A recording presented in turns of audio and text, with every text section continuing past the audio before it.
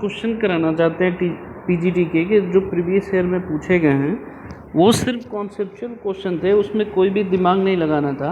आपको इसलिए बताने का मतलब मेरा मोटिव है कि आप इस तरह के क्वेश्चन को थोड़ा सोचने का सही डायरेक्शन में करें।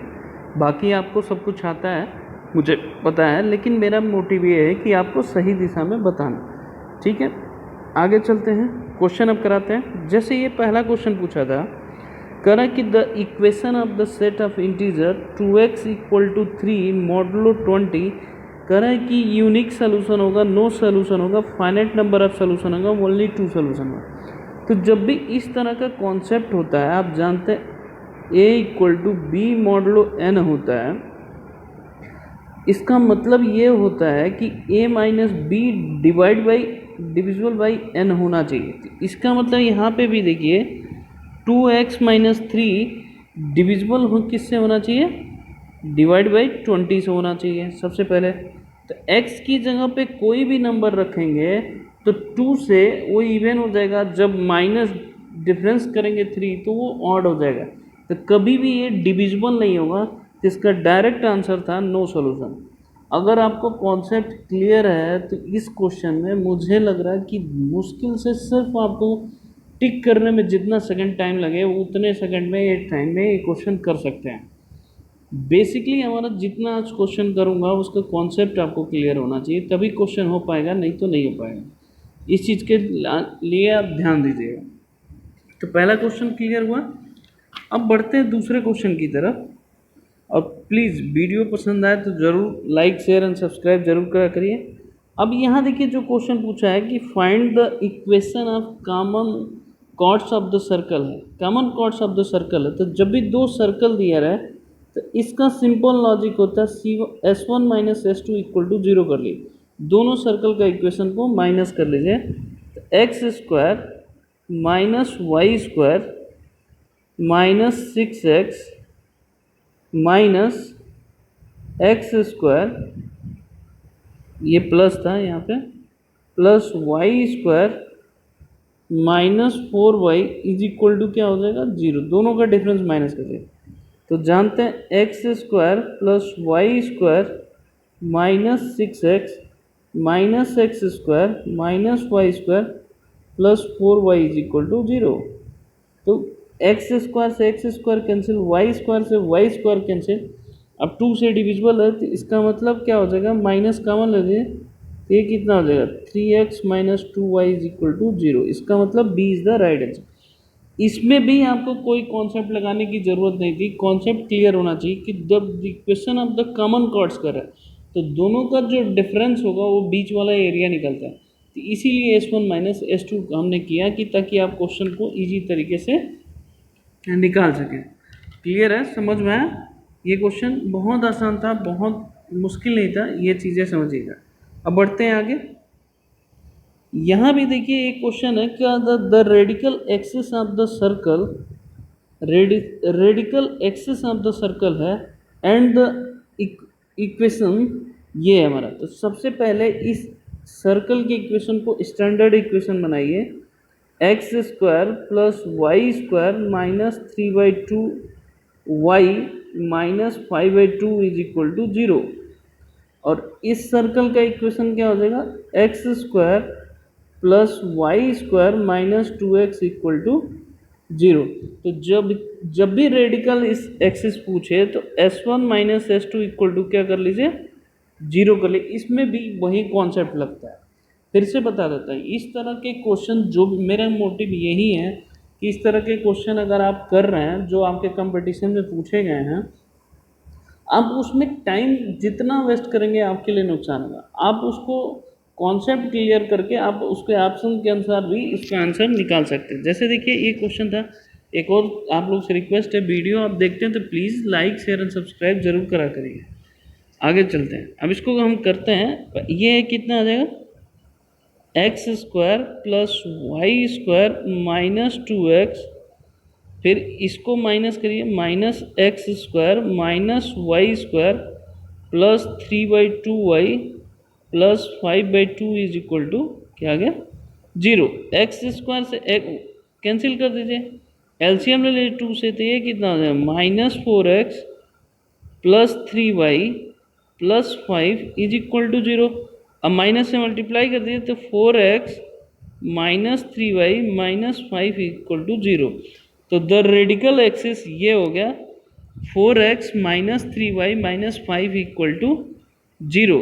अब आप देख सकते हैं माइनस से मल्टीप्लाई नहीं किया है, इसका मतलब D is the right he answer होगा, क्योंकि उसमें माइनस से मल्टीप्लाई नहीं किया, हमने माइनस से मल्टीप्लाई। ये क्वेश्चन बहुत आसान था जिसको आपसे पूछा गया था। क्लियर है, समझ में आ गया। अब आगे बढ़ते हैं। अब देखिए जैसे ये क्वेश्चन है, let I be the set of all integer, let star be the binary operation A star B equal to A plus B plus 10 for every A B belongs to I, then I star is abelian group कर रहा है। तो identity element of this group पूछ रहा है। तो identity element की property क्या होती है, ए स्टार ई या E star A is equal to क्या होना चाहिए, ए होना चाहिए। इसमें आइडेंटिटी एलिमेंट पूछ रहा है, तो ए स्टार ई इक्वल टू इसमें रखिए, तो ये क्या हो जाएगा, बी की जब ई रह जाएगा, A plus E plus 10 is equal to क्या हो जाएगा, ए कर रहा है, क्योंकि E star A star E equal to क्या है, ए है। तो ए से ए कैंसिल हो जाएगा, तो ई इक्वल टू कितना आ जाएगा, -10 इज द राइट आंसर होगा। समझ में आ गया। ये भी अगर आपको क्वेश्चन कॉन्सेप्ट क्लियर हो, अगर आपने एक सोल्यूशन, तो डायरेक्ट यहीं से देख के आप इसकी वैल्यू बता सकते हैं, -10 इसका आंसर है। क्लियर है। अब आते हैं आगे चलते हैं। अब जैसे ये कह रहा है कि the circle of whose equation x² plus y² equal to 2 lambda x plus c is equal to 0, x² plus y² plus 2 mu y plus d is equal to 0, ये कर आर्थोगोनल होना चाहिए। क्या होना चाहिए, आर्थोगोनल होना चाहिए। तो आर्थोगोनल होने के लिए सबसे बड़ी कंडीशन होती है, ये चीज़ें ध्यान रखिए, दोनों का जो कांस्टेंट हो उन दोनों का सम क्या होना चाहिए, 0 होना चाहिए। मतलब c प्लस डी की वैल्यू क्या होना चाहिए, 0 होना चाहिए। अगर c प्लस डी की वैल्यू 0 अगर आ रही है तो इसका आंसर क्या होगा, दोनों सर्कल आपस में क्या होंगे, एक दूसरे से आर्थोगोनल होंगे। फिर से रिपीट कर रहा हूँ, जो दोनों कांस्टेंट वैल्यू होती हैं उन सबों उसके साथ कोई x y z नहीं होता है, उन सबों को आपस में मल्टीप्लाई कर देते हैं, तो वही हमारा क्या होता है, 0 is the right answer. Clear है। अब आगे बढ़ते हैं। अब जैसे ये क्वेश्चन है, आप देखिए ये कह रहा है कि कंसीडर द ग्रुप Z7 कर रहा है, यहाँ स्टार मल्टीप्लाई ये non zero of the residue classes under multiplication, multiplication में मॉडुलो 7 की बात कर रहा है। तो x7 ये बिलोंग टू 7 कर रहा है, तो सच दैट 2x कह रहा है कि किससे मल्टीप्लाई करने पे यहाँ पे 5 आ रहा है, मतलब रिमाइंडर 5 आएगा। यहाँ 2 से किससे मल्टीप्लाई करने पे उसका रिमाइंडर 5 आएगा। फिर से बता देता हूँ, 2 से, तो अगर 2 से 3 से मल्टीप्लाई करेंगे पहले ऑप्शन में तो क्या आएगा, 6, 7 से डिवाइड करेंगे रिमाइंडर 6 होगा। 2 से मल्टीप्लाई करेंगे इसका आया 8, 7 से डिवाइड करेंगे तो इसका रिमाइंडर क्या होगा, 1। 5 से मल्टीप्लाई करेंगे 2 इंटू 5 कितना होगा, 10। 7 से डिवाइड करेंगे 3 रिमाइंडर, फिर 2 इंटू 6 को करेंगे 12, 7 से डिवाइड करेंगे तो इसका रिमाइंडर कितना आएगा, 5। इसका मतलब D is the right answer.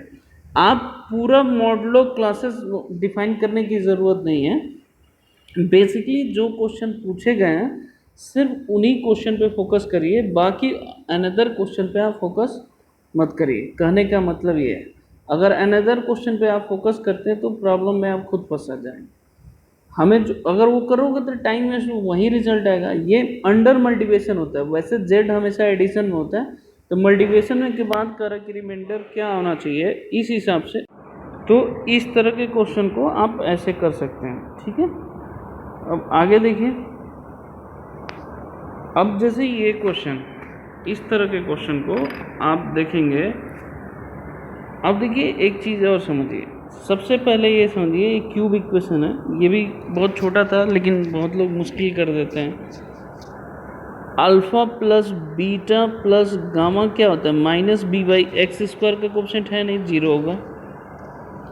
फिर क्या होगा, alpha beta beta gamma gamma alpha, इसकी वैल्यू क्या होगी, सी बाई ए होता है तो 4 हो गया, 4/1 हो गया। फिर अल्फ़ा बीटा गामा की वैल्यू कितना हो जाएगा, माइनस डी बाई ए, तो ये -2 हो गया। अब यहाँ रखिए अल्फ़ा प्लस बीटा की जगह पे माइनस गामा लिख सकते हैं, ऐसे ही इसके जगह माइनस अल्फ़ा लिख सकते हैं, और इसके जगह पे क्या लिख सकते हैं, माइनस बीटा रख सकते हैं। एलसीएम ले लीजिए, तो माइनस अल्फ़ा बीटा गामा आ गया, ऊपर क्या आएगा, alpha beta beta gamma gamma alpha, तो इसकी वैल्यू कितना था, 4, और इसकी वैल्यू माइनस माइनस -2 हो जाएगा। कैंसिल करिए, कितना आएगा, 2 is the right answer, C is the right answer. Basically कहने का मतलब ये था हमारा कि इस तरह के क्वेश्चन को आप इजी तरीके से कर सकते हैं, इसमें कहीं भी आपको समस्या नहीं आएगी। समझ में आ गया? तो इस तरह के क्वेश्चन को ऐसे कर सकते हैं। आगे चलते हैं। अब कह रहा है कि the polynomial of 2x power 4 plus k x cube minus 75k is divisible by x, अब the remainder is 150, then the value of k। इसमें सिंपल है, इस तरह के क्वेश्चन पे x की वैल्यू 0 करके देखिए। 0 जैसे ही करेंगे यहाँ पे, तो ये कितना आ जाएगा, 2 इंटू 0 का स्क्वायर प्लस k इंटू 0 का cube minus 75k is equal to कितना हो जाएगा, 150। तो 75k इज इक्वल टू 150 हो जाएगा, तो k इक्वल टू कितना हो जाएगा, -2 इज द राइट आंसर। तो इस तरह के क्वेश्चन को आप इस तरह कैटल करेंगे तो आपको इजी तरीके से इसका आंसर मिल जाएगा। आगे चलते हैं। अब यहाँ देखिए, जो एक क्वेश्चन पूछा गया था, if Z1 Z2 Z11 are the 12th root of the unity forming of the cyclic group. Cyclic group का ये प्रॉपर मैं पढ़ाऊंगा, ग्रुप थ्योरी, उसकी वीडियो अलग से बनाऊंगा। अंडर द मल्टीवेशन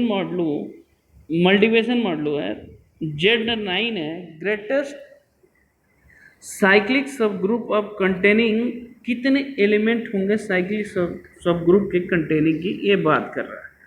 तो आप सबसे पहले ये चीज़ जानेंगे कि साइक्लिक ग्रुप होता क्या है। अगर आप साइक्लिक ग्रुप से क्लियर हैं तो फिर ये क्वेश्चन भी हो जाएगा। अब आप देखिए, साइक्लिक ग्रुप का जैसे ही आप ये करेंगे तो 9 का फैक्टर करिए। एक तो आइडेंटिटी हो गया, ठीक है, एक क्या हो गया, 1 हो गया, एक क्या हो गया, 3 हो गया, और एक 9 टोटल, ठीक है। एक आइडेंटिटी होगा, एक 1 हो गया, एक 3 हो गया, एक 9 हो गया, इसका फैक्टर कर दिए तो टोटल कितने सब ग्रुप होंगे इसके, टोटल इसके सब ग्रुप कितने हो रहे हैं, 4 इज द राइट आंसर। तो इस तरह के क्वेश्चन को आप ऐसे टैकल कर सकते हैं, जिसको आप इसी तरीके से आंसर ये पूछा गया था, इसमें कहीं भी दिमाग आपको लगाने की ज़रूरत नहीं थी। आगे चलते हैं।